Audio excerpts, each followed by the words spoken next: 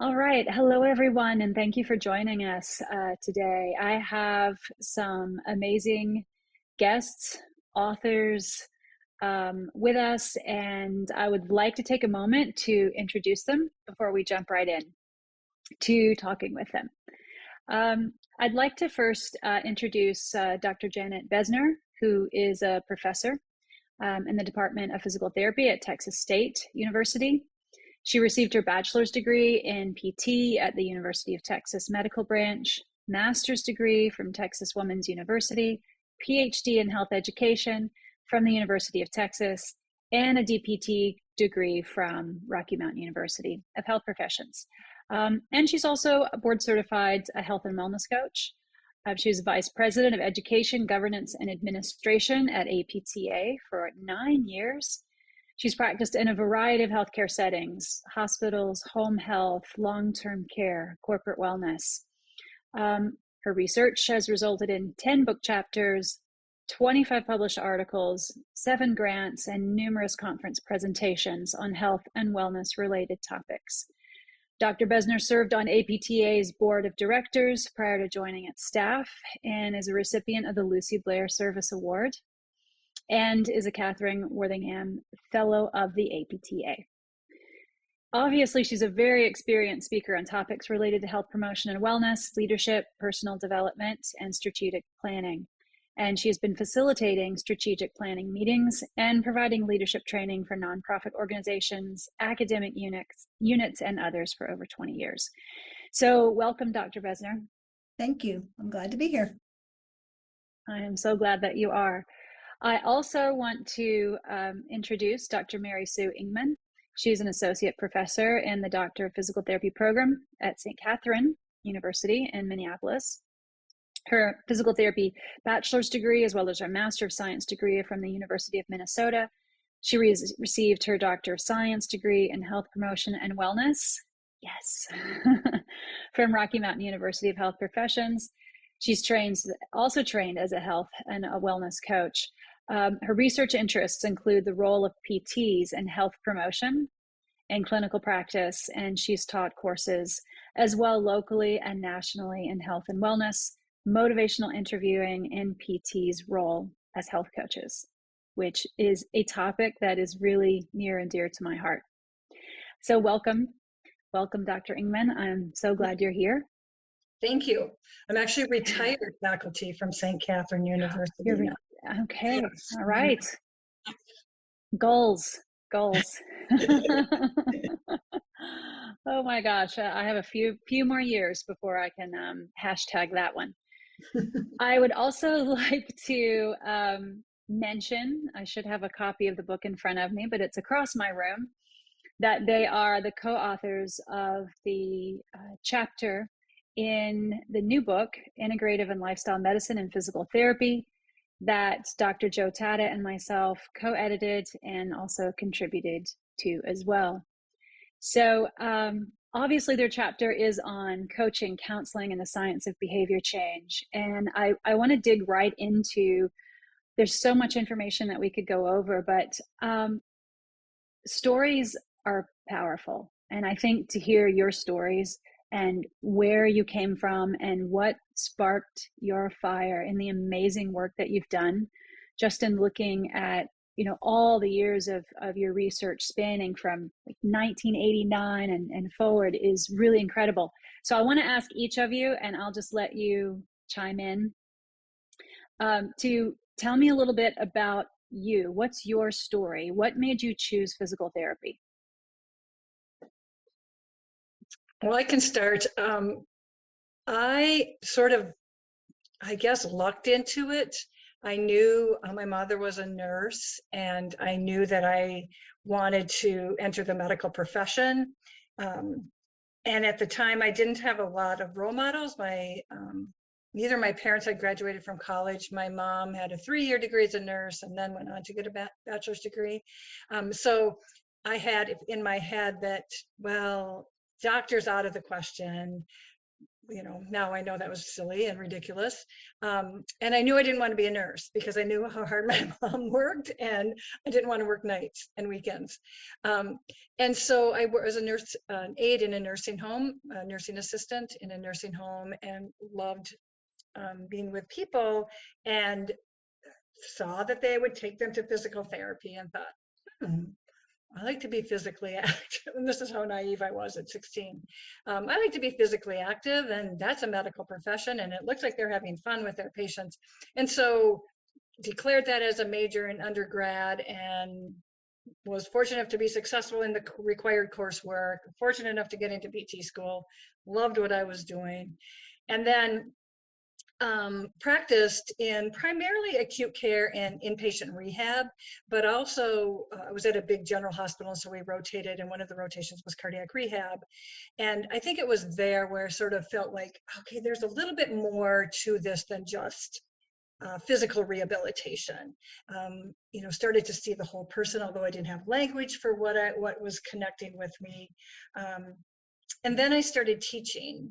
And I think there, again, just with my students, physical therapy and physical therapist assistant students, saw that, there was more to learning than delivering knowledge. And so relationships kind of became a really important thing, and developing relationships both with patients and with my students. And I think that ultimately led me into pursuing my doctoral degree in health promotion and wellness, because I thought that really put together what would help me put language to what I knew was the most important ingredient in successful patient outcomes.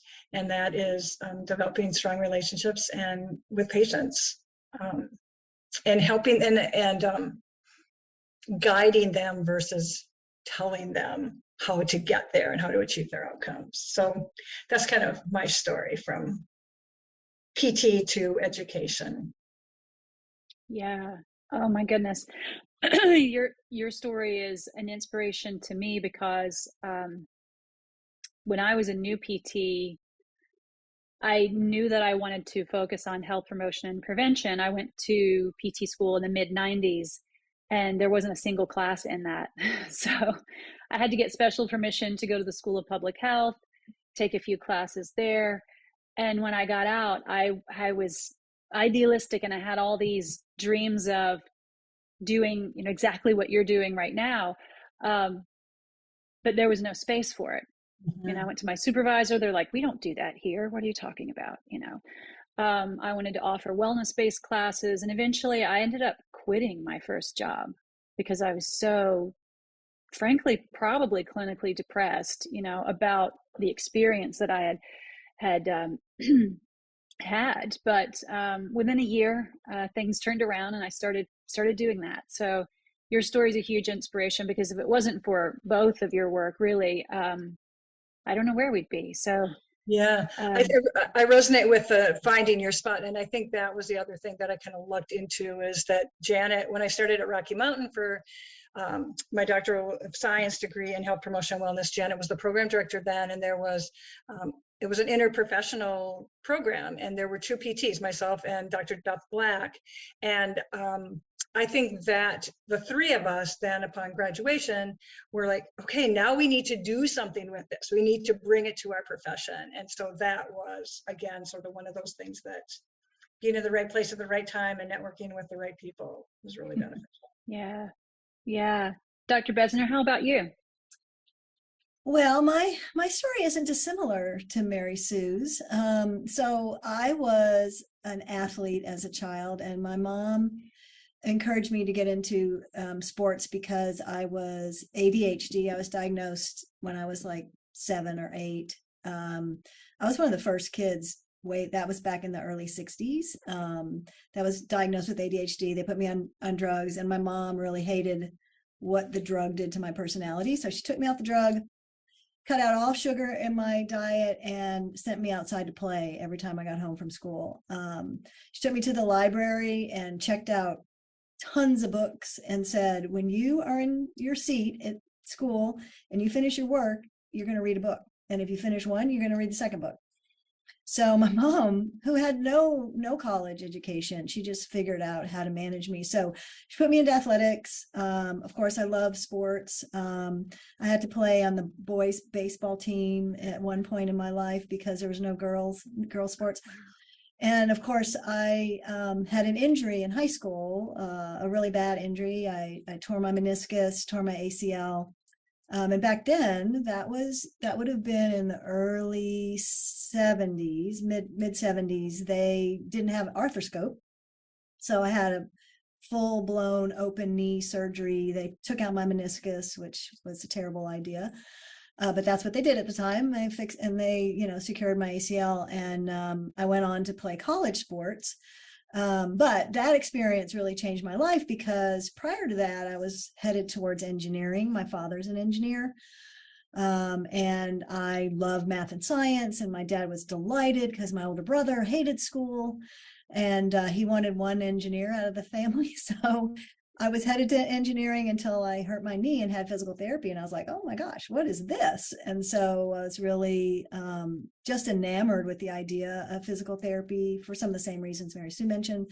I love being physically active. I love movement. I saw its contribution to health and well-being. And so that was when I was 16, I think. So I set myself on a course to get to PT school, which I did. I graduated from PT school at age 20. So super young, Wow. couldn't even drink.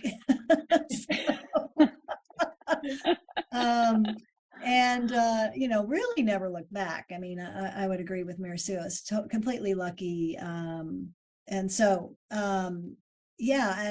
I just started treating patients. And then I found myself in a community-based hospital in my second job, sort of early in my career still. And I had an opportunity to be on the ground floor of creating a cardiac rehab program. And so I was the exercise part of that and started working in outpatient cardiac rehab. And it didn't take me long to get frustrated because I knew how to create an exercise program. I understood the science. I just couldn't get anybody to do it.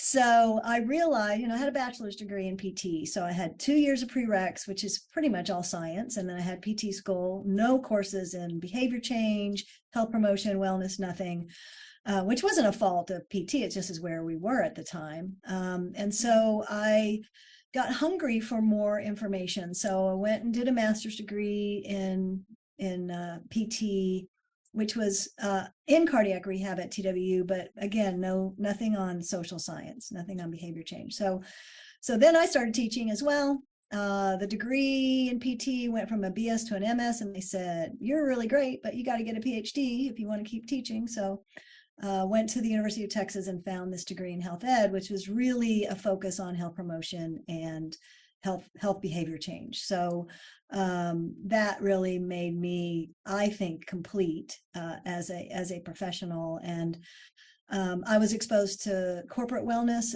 in my PhD because our department at the University of Texas supported 2 corporate wellness programs, which were really world class at the time. And I found myself sitting in an office one day talking to an employee who had flunked his health risk appraisal. To keep their benefits at this corporation, they had to take an annual health risk assessment. He had come out with like 4 or 5 risk factors. And I was sitting across from this guy who was an executive at the company. And his dad had died of a heart attack at like age 48 or something. He had all these risk factors, and he basically didn't feel like he had any issues at all. He was a happy guy, married, 2 kids, loved his children.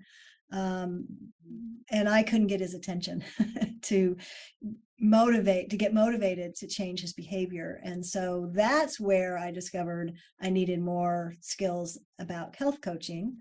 And it was a number of years later before I went back to get my health coaching certification. And that was thanks to Mary Sue, who just called me one day and said, hey, let's go get our health coaching certification. And I was like, well, we have PhDs. Do you think we really need it? And so we did a little more research, and she convinced me, and we registered together. We were in the same cohort, and we loved it. And it did provide so much additional information and skill that I'm grateful today to have and share it with everyone that will listen. But that, I think, really was a turning point for me, was realizing that that was something to add to the rest of our knowledge. Yeah, I think that that was probably the most frustrating part of being a new PT 25 plus years ago, was trying to get people to follow through with what you wanted them to do, and also feeling that sense of that same a similar sense of not having all the skill set that was needed, and that's what opened my brain up to integrative lifestyle health promotion, um, because my curiosity for it really started in PT school, but like I mentioned, was incredibly disappointed to find out there was not a single class offered on it.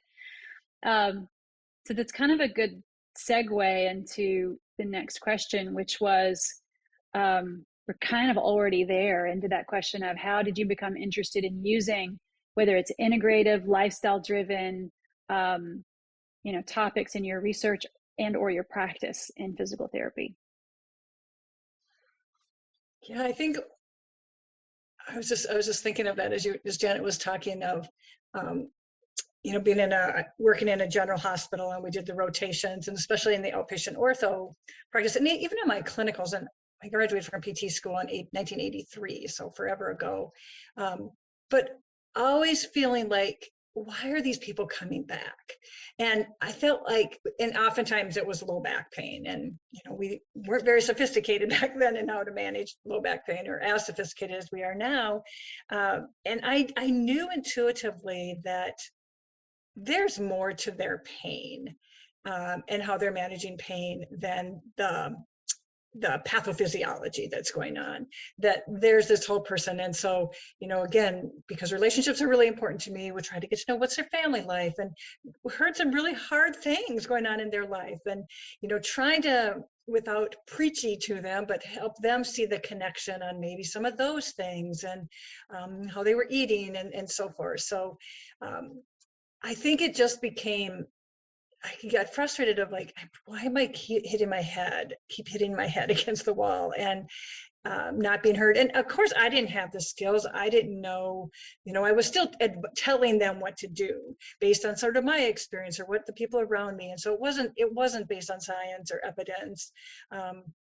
And the health coaching is really what gave me the tools to be able to basically meet the patients where they're at, and to respect their autonomy of, they'll make the change when they're ready. And in addition to that, of trusting that they know themselves best. So, really putting that onus on them, that you hold the wisdom that you need to make these changes. It's just a matter of having the, support at the right time, and somebody to guide you in that. So to me, I think my experience, and then the knowledge and information on the social background. I used to think when I was a PT and banging my head against the wall, like, I wish I had a psych degree. I wish I knew more about psychology, and so again, didn't have the right language of like what lifestyle medicine was, but I knew intuitively that that was the missing ingredient in all of this, in my practice. Yeah, you mentioned a word that I thought of earlier, Janet, when you were speaking, which was intuition, to intuitively know there was something that we didn't have at the time, in order to validate their experience and also help them come up with reasons as to why they should quit smoking, or reasons as to why they feel like, being more active would be helpful. Do you have anything else to add to that answer? Yeah, my story isn't dissimilar, but the turning point for me was, one day I made rounds with the cardiologist in the inpatient side at this cardiac rehab program, and we didn't really do much rehab on the inpatient side at that time. Just made sure they were safe to go home, and then they started outpatient. But I went into the room with the physician, and the physician was a male, was talking to a male patient who was probably 48 or 50 and had just had a heart attack, first symptom. And he said, well, Mr. Smith, you've had a heart attack. So you have to start exercising. You have to change your diet. You have to stop smoking, and you can't have sex with your wife. Any questions? And I was like flabbergasted that he kind of just dumped that, walked out of the room, left me standing there, and I could obviously see the patient was in extreme distress by that message. And I realized, oh my gosh, what am I supposed to say? What do I do now? What do I say? How do I help? I mean, no one can just do all that like that, even if you're motivated. So I realized that healthcare system was, we were scaring people, honestly, into behavior change. And I knew from my own limited experience that wasn't going to work. So that really, I think, was a big wake-up call for me, that there has to be a better way. And it is, as Mary Sue said, through relationship building and treating adults as autonomous people who have choices, and giving them choices and rationale, and supporting them to make the decision, and helping them and encouraging them when they fall down, which they're going to do. So I think that, combined with my personal commitment to health and wellness and what I had learned for myself, really drove me to want to share that with others, both through my profession, and my patients, in my family, in my community. And so that really, drove me to set a goal to really bring health promotion and wellness into physical therapy. And I've really dedicated my career to that. For the last 40 years, that's been my goal. And I was lonely at first, because I was one of the only ones that I knew who was singing that song. So thankfully, I learned patience, and I met great people along the way. And now it's a thing. So there's people like Ginger and Joe and others who are really carrying that flag. And it just makes me as happy as can be, because I can stay home now and y'all can do it all. Yeah. I think that, that was one of the driving intentions when I first, this was years ago, sent an email to Joe. I'm like, we should do a book on this. Like, we really need to bring people together on that, because of being able to say that the next generation doesn't have to feel homeless or lonely or fight their way through the proverbial jungle trying to figure out and create a path where there wasn't one before. And I feel like, that your work and the book and other work that's going to follow has made it much easier. So people don't have to question their own value as a physical therapist. They know that they have the knowledge and the training to do this. And I think that brings up a really important point, because if you're listening and you're just starting out as a physical therapist, this question is for both of you. What do you think the biggest the challenges are that are facing PTs today?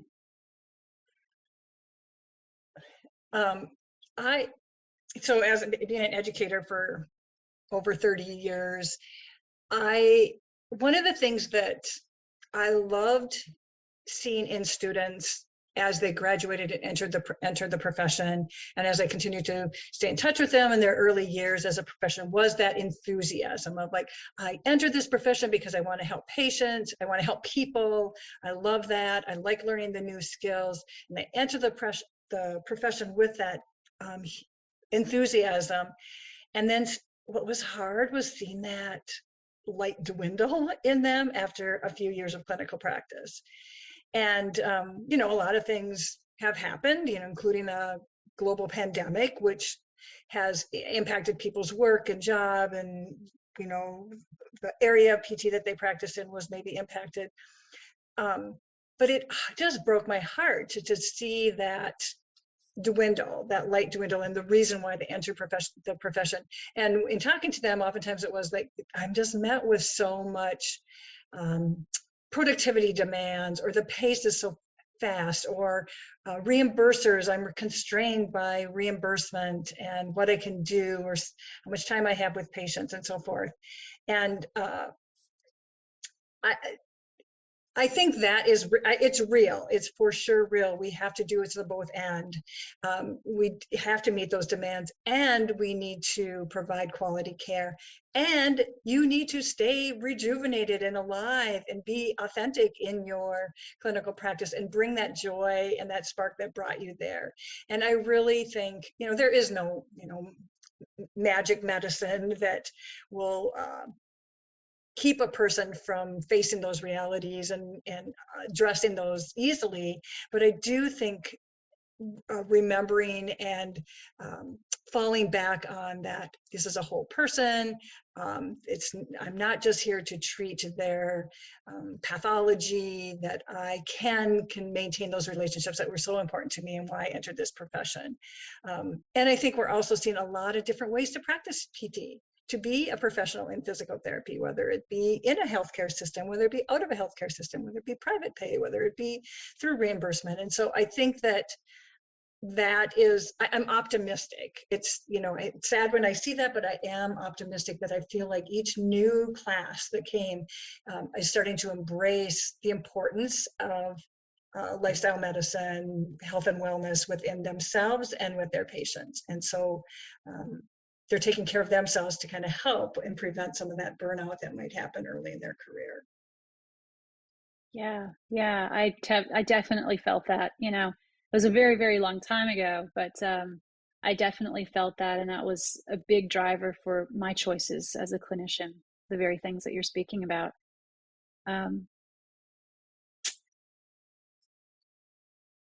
So, Janet, do you have anything to add to that?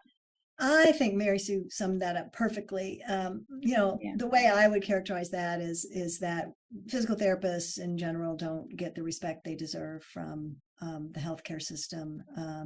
I think we own some of that fault ourselves because we're not comfortable with conflict and we don't toot our horn, so to speak. But I think the system is also at fault. So we don't get the respect that we need, and so we're not paid what we deserve, and that results in the scenario that Mary Sue nicely described. And I couldn't agree more with the solution, which is we all have to participate in spreading the news about the value of physical therapy, and it's hard to be a clinician under these circumstances. I'm grateful every day that I'm in academia and somewhat sheltered from that. But I also have a skill set that people will pay for. So I make it okay, and I don't have to deal with those pains every day. But we do as a profession. So. Yeah, one of the things especially the students that graduated in 2020 and 2021, and were entering the profession during the pandemic, in the heat of the pandemic, and sometimes waiting to find a job. And one of the pieces of advice I said to classes was, there's a lot of places you can go for continuing education. And sometimes you need some clinical experience to do those continuing education, especially a more advanced course. And other times you can do it as a new grad. And health and wellness coaching, or advanced training in health and wellness and lifestyle medicine, is one of those things that a new grad can get that added certification and enter the profession, or somebody who's late in their career, like we both were, Janet, and bring it to your career even later, and it can transform your career. And so I think thinking about where you want to spend your continuing education dollars too can be really something to consider about, like, what certification do I want, and how will it add to my whole profession? Not saying it's for everyone, but I do think at that time, especially when people are either changing careers or working to find their place in the profession, that is I find it to be a certification that can take you in a lot of different directions. Yeah, there is a lot of wonderful continuing education out there. And we mentioned a lot of challenges that as PTs, we're facing, and the next generation of PTs are facing. So if we kind of break those down a little bit, just to review, for everybody listening, is one is, yes, integrative medicine, lifestyle medicine is absolutely within your scope of physical therapy practice, your scope of professional practice, but you may not feel like it's in your personal scope of practice. And then that's where you have to vet and decide, where do I go? Which training do I want? And when do I need it? And can I budget for that? And there are a lot of options out there for that. I think the second part of that I'm hearing is also safeguarding your own health and well-being. I know what it feels like to, within the first year of my practice, I was considering quitting and leaving. I was so disenfranchised. So I know deep down in my soul what that feels like. And our current system, it's not from some inherent weakness that I had as I was just a terrible PT. It's if our system isn't aligned with our core values and how we want to help people, and they're butting heads because drugs and surgery are reimbursed but not physical therapy as well, then we exist in a broken system trying to ride the tricycle with one wheel off of it.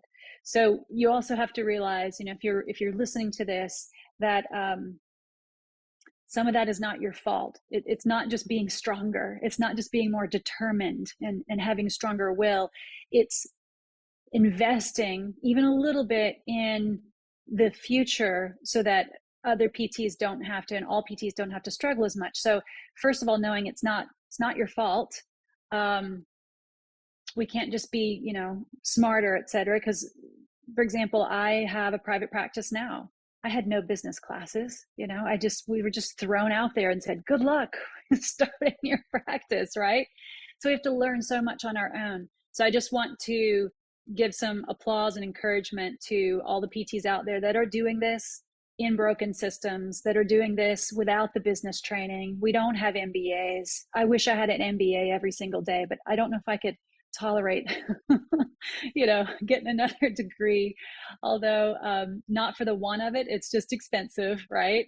Education's expensive. And I think the third part of that is, if you're really safeguarding your health and wellness as a practitioner, and you're vetting what good CE is out there, the third thing is making sure you're a member of APTA. I think we should probably plug that. What are your thoughts on that? I have been the volunteer or for APTA NC as our legislative chair for a few years now. So I'm constantly beating that drum about advocacy and talking to all the PT schools and PTA schools here in North Carolina to take them through legislative, activities and things like that. But I know that you guys have some wisdom there to share on how PT should be or can be involved. I'll let you start on this one, Janet, if you're okay with that. Okay, sure. Yeah, I could not agree more that being a member of APTA is a minimum. I worked at APTA for almost a decade, and I saw firsthand that our ability to influence as an organization, which is how our political system works, was severely limited by the number of members that we had. So when you're in Congress and you're testifying for or against a piece of legislation, which is how it works, you say, I'm here today representing the American Physical Therapy Association. We represent 20% of the physical therapists in the country. Now, there's not an organization that represents more, but that just doesn't sound very impressive, does it? When some of the medical groups can get up there and say, we represent 85%, so that what you're saying is a majority opinion. APTA can't do that, and it severely limits our ability to influence. So being a member is it's the most important thing you can do to secure your future, because laws are made in our capital, Washington, D.C., by people who have no idea what you do every day. No idea. They're farmers, they're lawyers, they're grocery store owners. They come from all walks of life. Some come from medicine, but a small amount. And so having a relationship with your legislators to tell them what it's like to be a physical therapist, and that you do this work and then you get paid not enough to keep your doors open to make a margin, that makes a difference. And it's their constituents that you're treating that aren't getting the services that they need. So, our healthcare system is messed up. It's not, we're not going to fix that unless we, to my opinion, throw it out and start over. And I don't know which political party, which administration is going to have that political will. I'm not sure. Might not happen in my lifetime.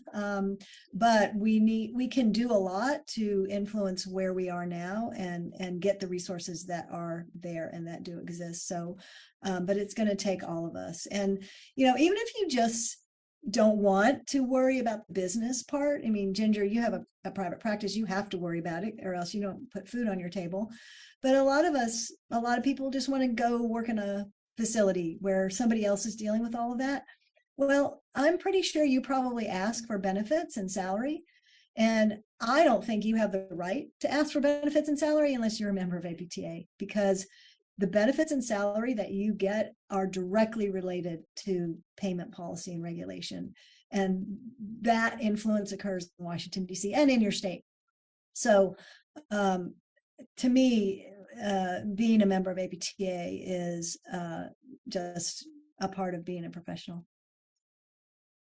So well said.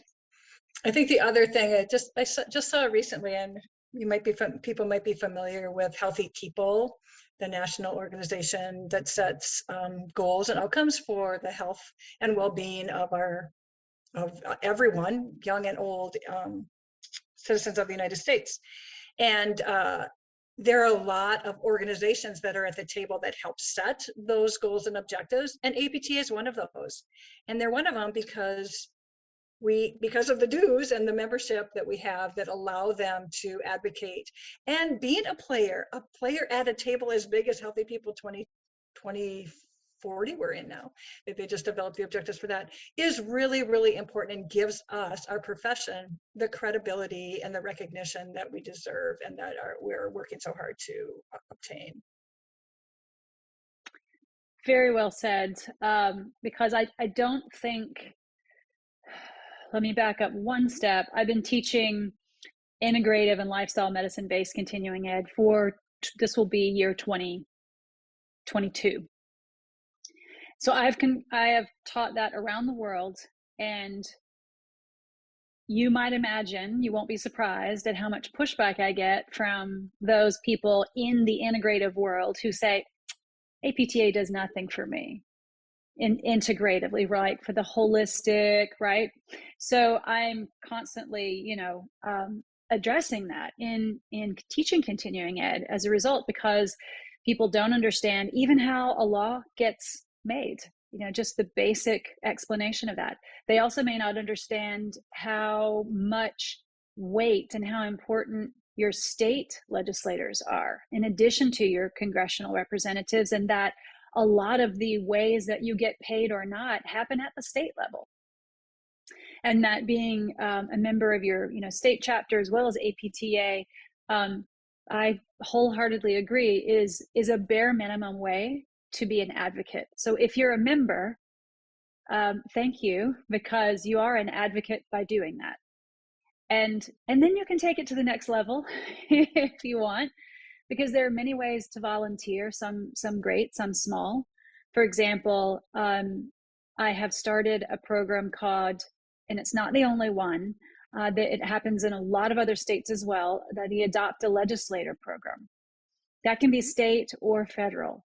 And it's just the concept of, if you're a key contact for your district, that as the legislative chair or whomever that may be in your state, I would send out an email with a template that says, can you email and make a phone call to your representative because we have an issue coming up, or we don't at all, because you can't ask a stranger for a favor necessarily. You can, but they may not listen.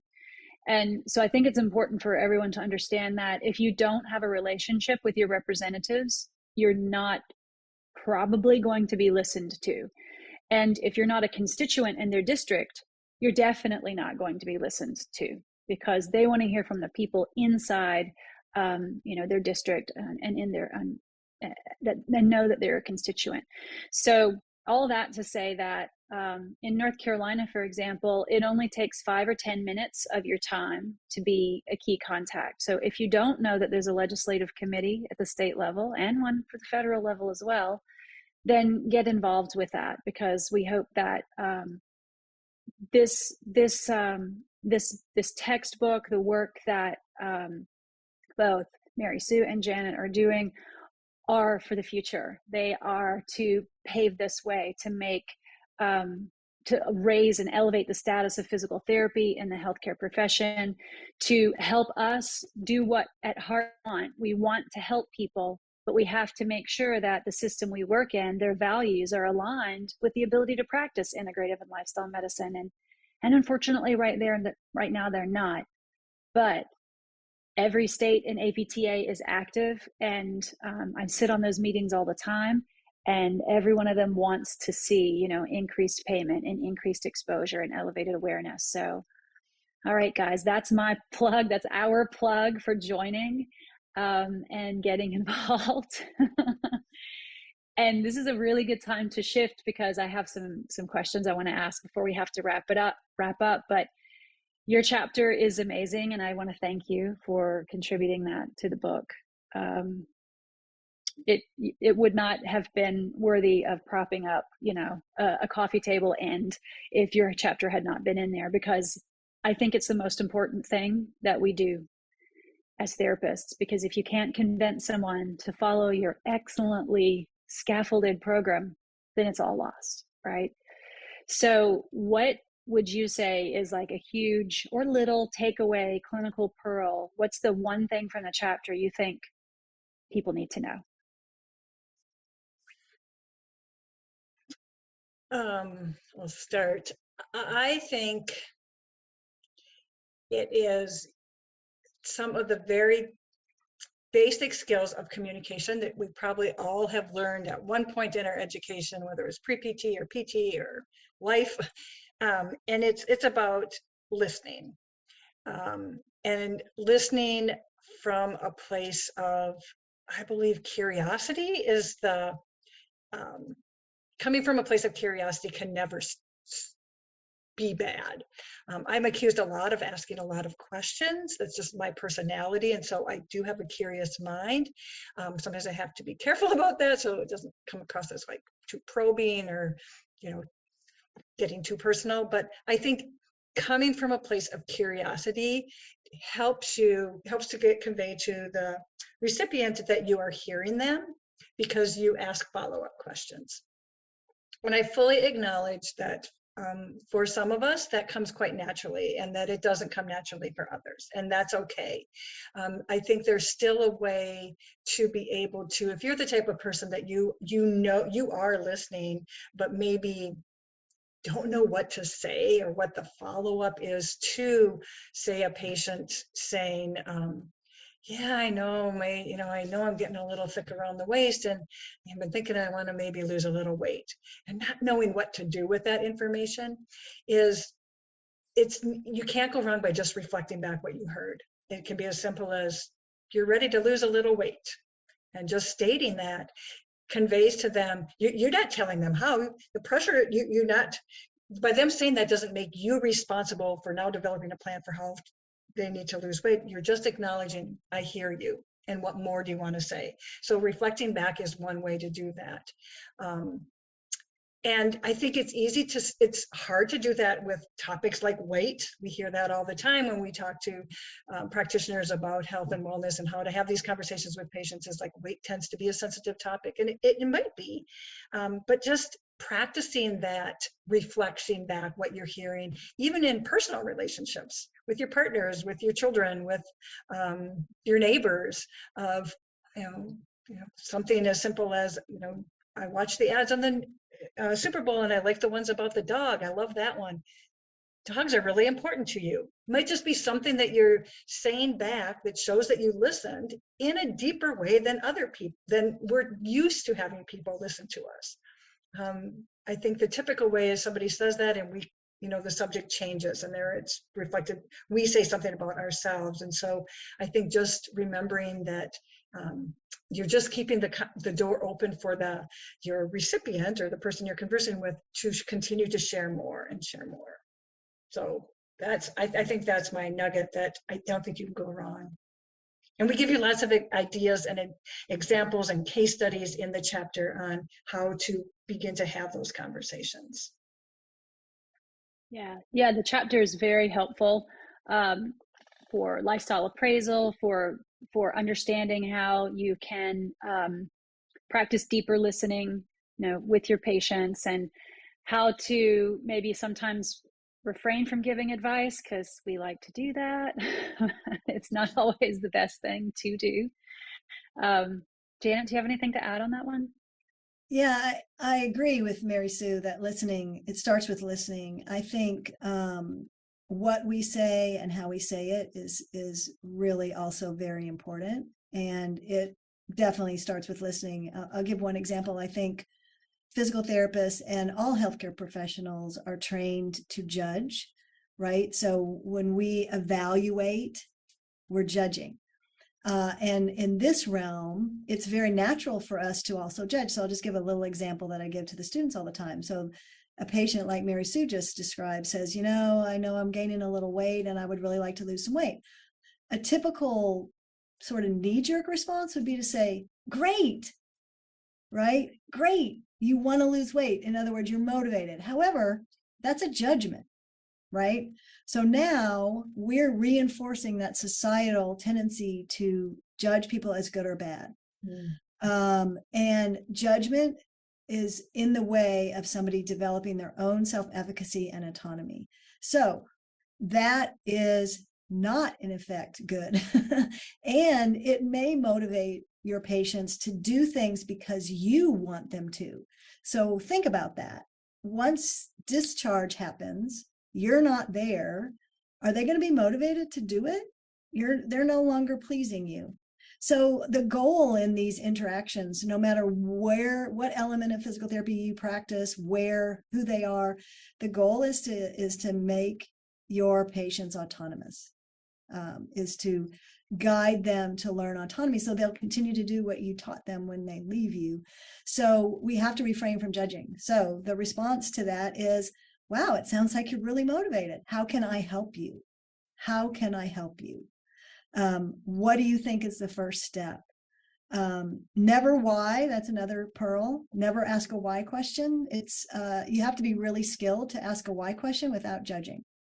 So tell me more about that. What's sort of behind that? It sounds like now is the right time. Give me some more information. I want to understand so I can best support you. How can I help you?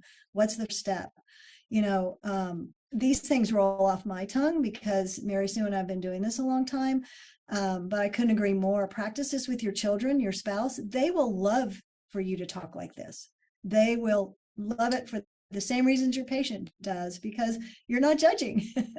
You're reflecting, you're listening, you're supporting. And so this is not natural to me. I couldn't agree with Mary Sue more. It is natural for some people. It's not natural for others. It is not natural for me. I have had to work at this really hard. It's probably the hardest thing I've had to work on in my whole professional career, that and learning patience. But you can learn it, you can learn it. And once you do, you don't ever have to go back. Yeah, what Jen and I are talking about is empathetic listening, just listening kind of with, trying to understand the whole person. And I know when I don't know if it was in my health coaching or in graduate school of learning, like when you are being listened to, and just think about this personally, of any time somebody has listened to you with their whole being and you felt completely heard, that there's nothing that feels much better than that. It feels really good and you feel it in your body. And I tell my students, I say, be that therapist that when a patient walks away from you, they describe to their partner or people in their life, like, well, that was different. And in the best possible way, that was different. And because they walk away feeling like, I wasn't judged, I wasn't preached to, I got advice, but I felt like it wasn't preachy advice, or I felt understood, I felt heard. And so be that different, be that person, that the therapist that your patients walk away saying that you're different. Yeah, that's that is such, I think that's the best compliment that you can receive as a therapist, is for a patient to walk away and go, I finally feel heard. I finally feel seen. And I know that, you know, we're not just PTs here, we're also patients, and that we've had that same experience where we come out of an office and we did not feel heard at all. And so I think that's one of the best things that, you know, that can be said about us as clinicians, because listening is so important. It's vital. And like I said, I'm a little biased, but I think y'all's chapter is is A1 at the top of the list, because otherwise we can't move people. We can't even force the horse down to the water to drink. We really have to be the guide on the side and not the sage on the stage, as is said. Speaking of listening, this is just a fun last question that I like to throw out, because when I am stressed or when I feel stuck and stagnant, I turn to music. And people have their things, right? I turn to music. Just before this interview, I was practicing my violin, because I'm a perpetual beginner violinist. It's very humbling. So my question is, what song would represent like physical therapy and what we do the best, if you had to pick? Well, I didn't have an answer to this, so you go, Janet, because I know you had. Okay, my song, that very first one that came to mind and always comes to mind, is a song called "We Are Family" by Kool and the Gang. And that song holds a special place in my heart because it was popular when I was in PT school. And PT school holds a really special place in my heart because the people I met in PT school are still some of my closest friends. And I just feel like we are family. You know, physical therapy, of all the health professions, we really make we create environments where people can feel like they're themselves. And that's super important to me, that sense of belonging. And it's one of the key reasons I've been a physical therapist now for 42 years. And you know, I'm not ready to quit. So that's why. Awesome. Thank you. So we are family. Yeah. Brothers, sisters, and me. Yeah, I love it. Oh my gosh, this has been so much fun. I have been looking forward to seeing you in person as Zoom can allow us to be during all this pandemic time. The new book, Integrative and Lifestyle Medicine and Physical Therapy Practice.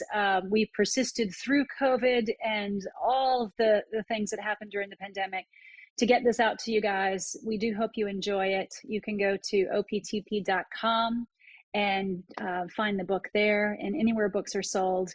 And thank you guys again. Thank you, Dr. Bezner. Thank you, Dr. Ingman, for your time and your expertise and for paving the way for behavioral change in PT. Thank you. Thank you. Thank you. It's been fun. And carry on, Ginger. Yeah. Thanks all.